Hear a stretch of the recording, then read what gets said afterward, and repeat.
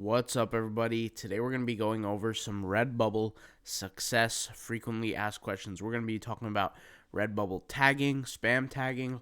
We're going to be talking about dominating niches. We're going to be talking about a lot of different things in today's video. So let's go ahead, rapid fire style, and let's go into the Redbubble frequently asked questions. Let's go ahead and jump right in. So, what is an example of spam tagging? So, spam tagging, as Redbubble kind of defines it, is using irrelevant tags, like, for example, the tag blue on a work that only contains red. I actually would extend that to even if the design does have the color red, I wouldn't use that tag simply because I'm opening myself up to not being seen on Redbubble. I want to make sure that every single tag I use gives me the absolute largest chance to be seen on Redbubble. If I use the keyword tag, for example, there's going to be, my guess is over 100, I haven't checked the numbers, but over 100,000 results, and the chance of my one design showing up in front of 100,000 amongst 100,000 different designs, there's a low chance of that happening. So for me, even using the, let's say, for example, and I'll give this example, like red here, the rose, I wouldn't use the tag red, but let's go ahead and continue. Long form tags. An example is, this is not blue. This is blue, no tread. This is blue, no, not red. Sorry. See, I couldn't even read that. So, essentially, words that you combine called long form tags, you don't want to do that. Now, something that I have seen that personally has worked is a long form phrase, right? Like a long tail keyword with the spaces in between. That does work, and it does work well. Now, something that I would say with the long form tags is that sometimes it could just be manual error as you're typing it into the computer. You might miss a space, you might miss a little whatever apostrophe. It doesn't really matter. Long form essentially it's going to get very low search traffic, if any, but you're going to definitely pop up. So with the long form, just make sure it doesn't look like this, and make sure it's spaced out, with spaces in between, so it's actually readable. I couldn't even read what that said. Okay. Repeated tags. Blue, blue, blue. Writing it a different way, all caps or lowercase, won't change your outcome, okay? So definitely don't do this. This is the prime example of spamming, and it's just a waste of space. You only get a certain amount of tags, so don't waste that space, okay? You don't want to do this.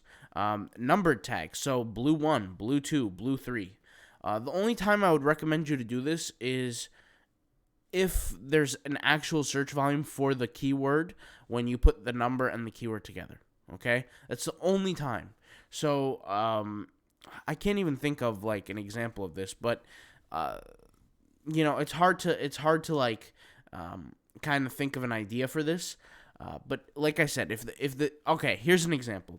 Now, this is not a good idea. I'm not telling you to go sell this, but I'll give you an example. Are you guys familiar with Jordans, the sneaker brand? There's different kinds of Jordans. There's like the Jordan 1, the Jordan 2, the Jordan 3, the Jordan 4, the Jordan 5, etc. Okay? That's the only time it would really work. Now, I'm not saying go sell Jordans. Obviously, they're a copyrighted brand. They're like their own thing, so I wouldn't recommend you to do that, but I'm just giving you an example of the only time that it would actually work, because if you think about it from a client end, they're going to be searching for, let's say, Jordan 2 poster, or Jordan 6 poster, or the Jordan 23 poster, right? Or Jordan 23 sticker, or Jordan 23 t-shirt, or Jordan 5 t-shirt, right? So in that case, it would work because it's something that people are actually searching for. In this case, what a numbered tag is just adding a number on top of the word that you want to rank for is not going to help you, so that's considered tag spamming. Adult themed tag words. This is obvious, but I believe you should keep everything family friendly, I guess you could say. Don't use certain words. I'm not going to say what those words are here. Everybody who is probably old enough to watch this video probably knows what those words are, so I don't need to go over that. And other artist names. So, yeah, this is just not ideal, okay? When somebody's searching for a certain artist name, they know that there's a certain style of design that they want to see, Okay, if you use their design style or if you use their name, yes, you might rank for their design. I'm not saying that you won't rank. In fact, a lot of these spamming ways are, I guess you could say, black hat ways of ranking, but they do hurt you because Redbubble will kind of, they do look after certain accounts that do that, and they get rid of them. They could give you a warning in the beginning if you're one of those lucky people, but most accounts they do not. I know on their website they do state that they give warnings. I've never seen a warning, not once. I've never heard anybody got a warning. I know people do get warnings. It's just very rare compared to the amount of people that they just remove off the platform. So if you engage in this kind of behavior, understand that yeah, you could be ranking, you could get traffic, but you could also lose your account and permanently not be allowed to post on Redbubble anymore. So just be aware of that. Is it worth it, guys? In my opinion, no. But everybody to each their own. Everybody has their own choices. Now, this is specifically what Redbubble has to say about tag spamming. And so they say artists should keep in mind that tag spamming will not help promote their products on the marketplace, gain more sales, or bring in more customers. See, that's where I disagree with, but I'll explain that in a minute. Ultimately, tag spamming does more harm than good for the artist as well as for the Redbubble community. So there's only kind of one statement that's kind of true here. Redbubble doesn't want you to tag spam simply because they want to quality control for the end user. And the end user who's making them all the money is not us as the creators, it's the customers. At the end of the day, we can create as many designs as we want. Nobody would make $1 if there wasn't a customer, period. Okay, so they don't have the algorithms in place right now to take care of tag spamming. They just don't. Even though it's a simple change, they haven't done it. Now, you could ask me why. I don't know. I couldn't tell you the answer. They had, in sales just last year, over $550 million in revenue. They didn't do it. It's fine. It's not a big deal, but I'm just kind of telling you guys the idea here. Can you be successful with tag spam? Can you make some money? You can make some money. I'm not saying that you can't. Can you get some traffic? Can you get more traffic than what you have before? Sure. But is it a wise decision? It's not. It's not. Because once they implement certain changes, once they go out searching for certain accounts that do tag spamming, they will get rid of you. They're not going to waste time. And they really don't care because, like I said, there are hundreds of thousands of creators on Redbubble. You're just one in the matrix. You're just a number on a screen. They can delete you at any time. Just keep in mind, okay? And so let's go ahead and continue. And I use this example, but here's a few examples of tag spamming, okay? So for me, if it's a rose, I wouldn't use, honest to God, the tag red. I wouldn't. Now, that's not necessarily tag spamming. That's more of an SEO keyword research strategy. But if you want to use the keyword research, if you want to use the keyword red, that will actually probably help you down the line, maybe years down the line, if you make consistent amount of sales.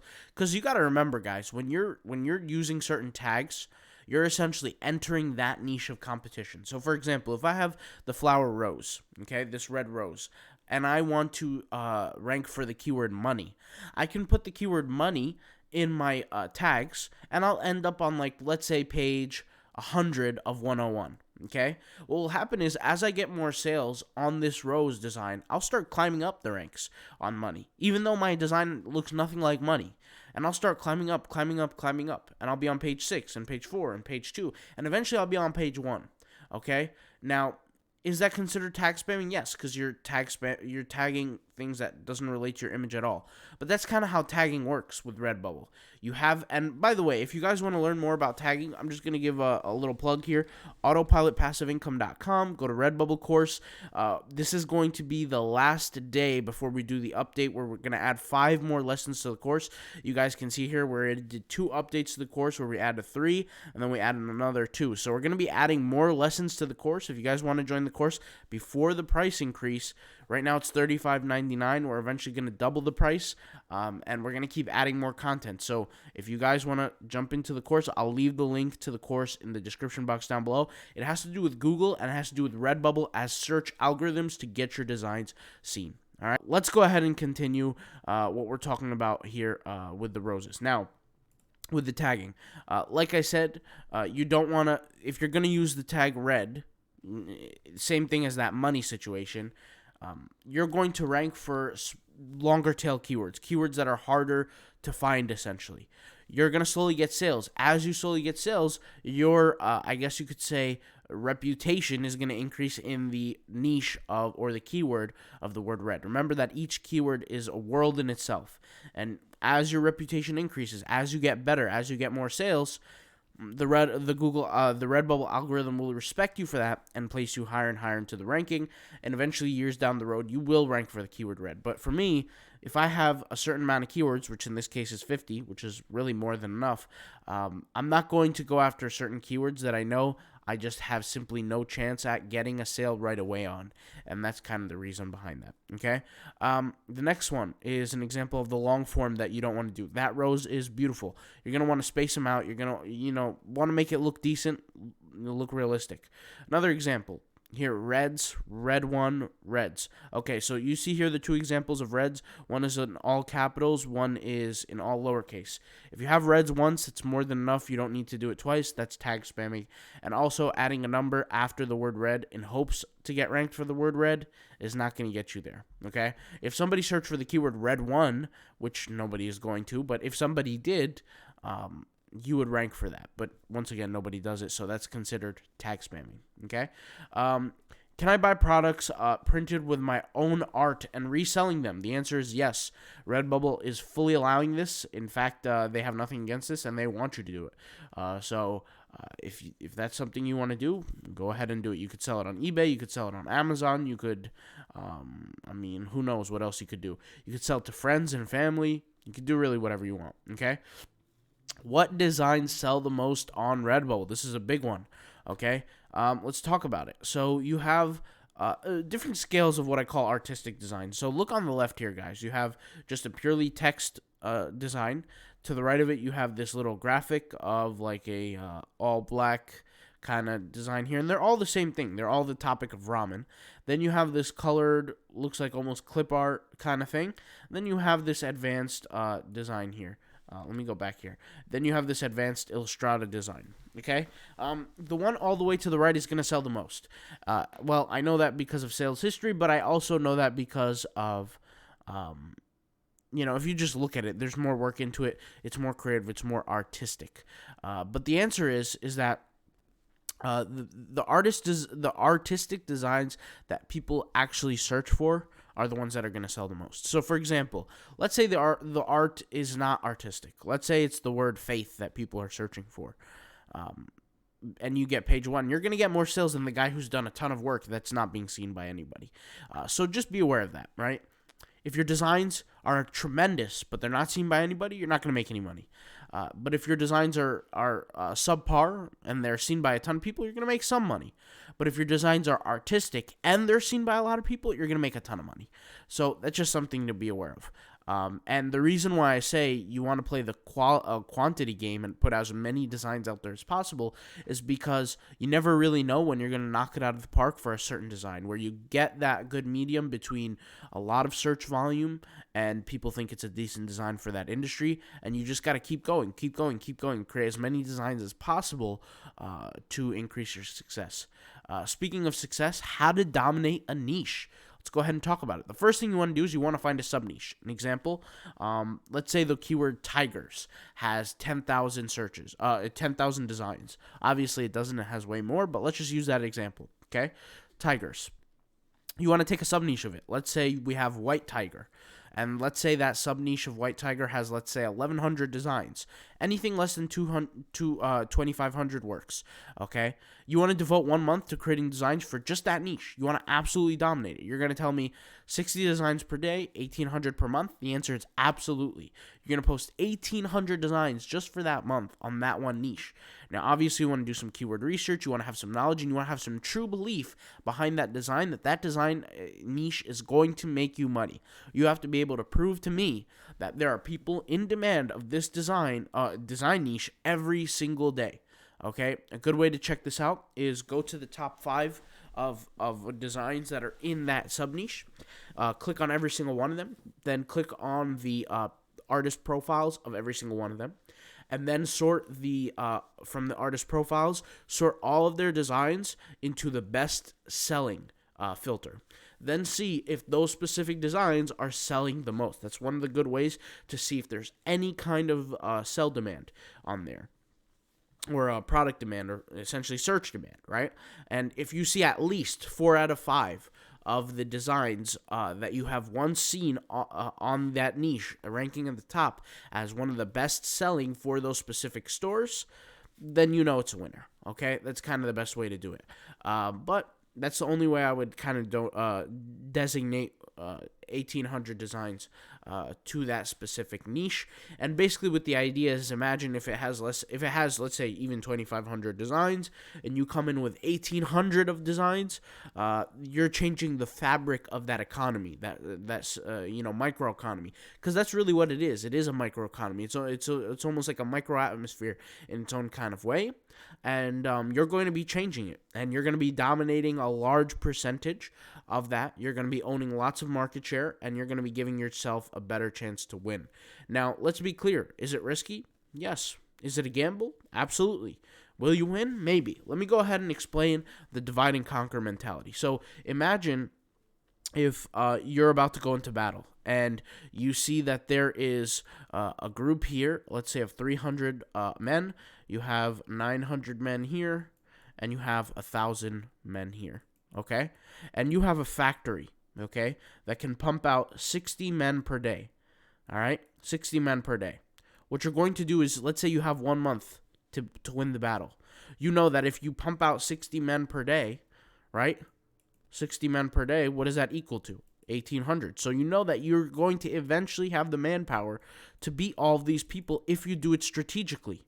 But if you go in with 60 men, right, you're going to lose. Meaning if you only create 60 designs and you walk away from that niche, you're going to lose. These 300 men will take your 60 men and kill them, right? So what do you need to do? You need to create more and more designs to beat this 300. You need to own and dominate the market, whatever that number might be. It might be 360, it might be 960, it might be whatever number it needs to be. After you complete and dominate one, remember, you conquer and divide. Now you go over and take all your resources, the factory that produces the 60 men every day, you need to add them all up, and you need to go over here and conquer the 1,000. Remember, you're going to be pumping out 60 designs every single day, and you're going to keep pumping them out into this specific competition, right? Into this battle here, until you beat their numbers, until you win the battle, until you're consistently winning, okay? And then after you do that, that's when you're going to go ahead, and like I said, conquer and divide. You're going to look for, you conquered, you cleared, now you're going on to the next one. You're essentially steamrolling through, but you do not switch to a new niche, right? This is how to dominate a niche. This is if you want to dominate a niche. If you want to just produce 60 designs in different areas, that's perfectly fine too, but this is just a war strategy here, okay? Because make no mistake, selling online is a battle. It is a war, and the weapons that you have are the weapons that you have, and you got to make sure you win. And it's a battle out here. So once you finish your once you create enough designs that add up to more than what your competition is, and you're actually getting consistent sales, then I would consider that a win, and you can move on to the next thing, right? So take your resources and divide. What you could do is you can, in terms of divide and conquer, you can divide your resources. So if you're producing 60, you can produce 30 here, you can produce 30 here, and then slowly attack. It will take longer, though. It will take longer if you do this, and it'll feel like almost forever. It will take more than a few months to do this. So you want to be aware of that, all right? But this is just kind of how I would set it up if you truly want to dominate a niche. Let's go ahead and make this in slideshow formation. But is it risky? Absolutely, because you're essentially taking all your resources and placing it into one thing. But like I said, you have to be able to prove that specific niche is money worthy, especially on Redbubble, all right? So let's go ahead and continue here. Does Redbubble SEO work? Should it be a focus? My answer is absolutely yes. So about 70% of my traffic across all accounts comes from Google. A few reasons why you should optimize your designs for Google is, first of all, Google is the largest search engine. And when we talk about the largest search engine, we're talking about the largest amount of users, the largest amount of people behind computers, behind keyboards that are using that search engine to search things. And you want to be the top result of that. Okay, Google search volumes are predictable. Google gives us data. There are other softwares that give us data. I'll just name a few. You have SEMrush, you have Ubersuggest, you have Google Keyword Planner, you have what are a few? You have Ahrefs, you have what else is there? I mean, there's so many. You could just do a simple Google search, but there's so many, and you get to predict essentially the volumes, the search volumes. Okay, if you hold the number one spot of Google, which is really not that hard to do, especially when you're on Redbubble. If you had a different website, guys, I would say yeah, it's hard to do. But if you're on Redbubble, it's not that hard to do. You can predict your success, and when I say success, I really mean income. Level from one design. So you have one specific design. Let's say you're starting to rank, and you're planning to get to the top ranks. Based on what you see, like for example, if you were on page 90, now you're on page 70, now you're on page 40, then you become on page 2, then you became on page 1 on the bottom. You can predict that eventually, with a little more work and a little more patience, because time does matter. It's a huge equation with SEO, that you could eventually get to rank 1. And essentially, that's what happens to a lot of the Redbubble designs. When you search for a basic Redbubble design, there's a lot of them that are in rank 1. But a good way to track your success, you guys could just do this manually without any software, completely for free. There are softwares out there that can do this.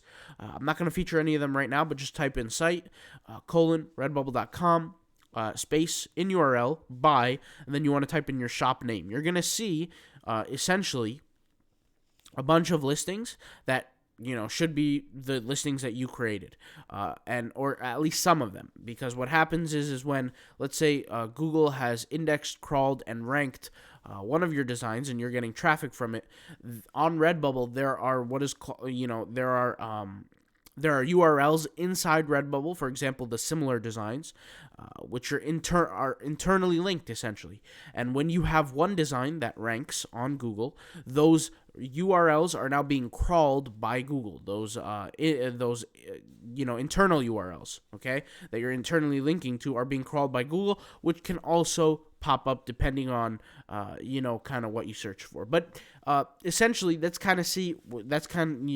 have the ability to see what's ranking on Google and what's not.